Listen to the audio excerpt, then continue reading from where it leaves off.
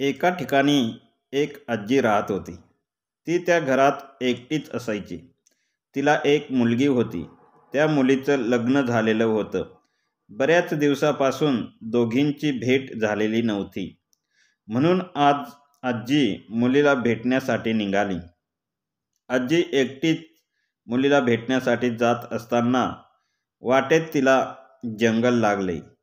जंगलातून ती हळूहळू चालत निघाली. दूर चालत निघाल्यानंतर तिला पुढे गेल्यावर एक वाघ भेटला. त्या वाघाला खूप भूक लागलेली होती. तो आजीला खाण्यासाठी पुढे सरसावला. तेवढ्यात आजीने त्याला थांबवले. आजी त्याला म्हणाली, "मी बारीक आहे, तुझे पोट भरणार नाही. मी लेकीकडे जाईन, दूध भात खाईन, खूप जाड होईल. मग मी परत येईल तेव्हा तू मला खा, म्हणजे तुझे पोट भरेल." वाघाला ते खरंच वाटलं. वाघाने म्हातारीवर विश्वास ठेवला. म्हातारी पुढे निघाली. थोडे अंतर चालून गेल्यानंतर तिला वाटेत एक लांडगा भेटला. तो लांडगा पण उपाशी होता. आजीला पाहून तो पुढे आला आणि आजीला खाण्यासाठी तो पुढे सरसावला. आजी त्याला म्हणाली, "मी बारीक आहे, तुझे पोट भरणार नाही. लेकीकडे जाईन, दूध भात खाईल, जाडजूड होईल, मग तू मला खा, तुझे पोट भरेल."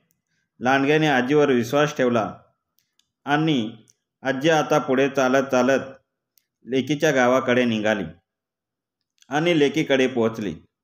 आजीला पाहून लेकीला खूप आनंद झाला. लेकीने आजीला खूप खायला दिले. काही दिवसानंतर आजी जाडजूड झाली. आजी गावी जायला निघाली. लेकीला खूप वाईट वाटले.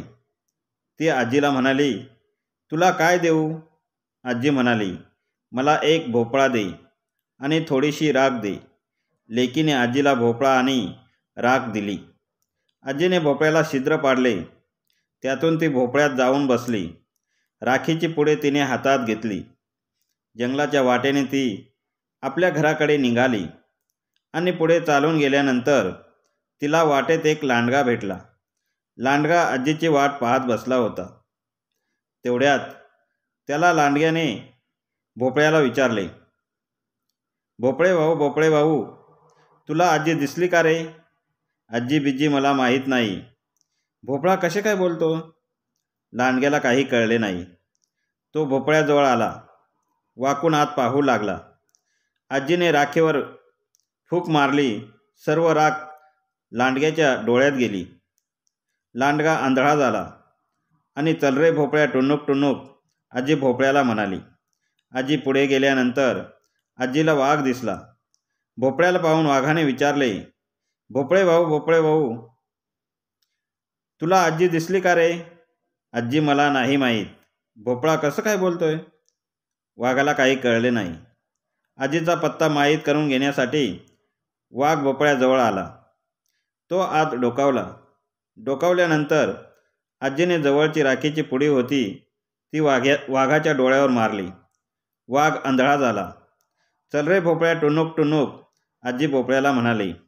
टुणूक टुणूक उड्या मारत भोपळा निघाला. आजीचा भोपळा गावात पोहोचला. गाव येताच आजी भोपळ्यातून बाहेर आली. युक्ती करून तिने आपला जीव वाचवला आणि ती सुखरूप घरी पोहोचली. धन्यवाद.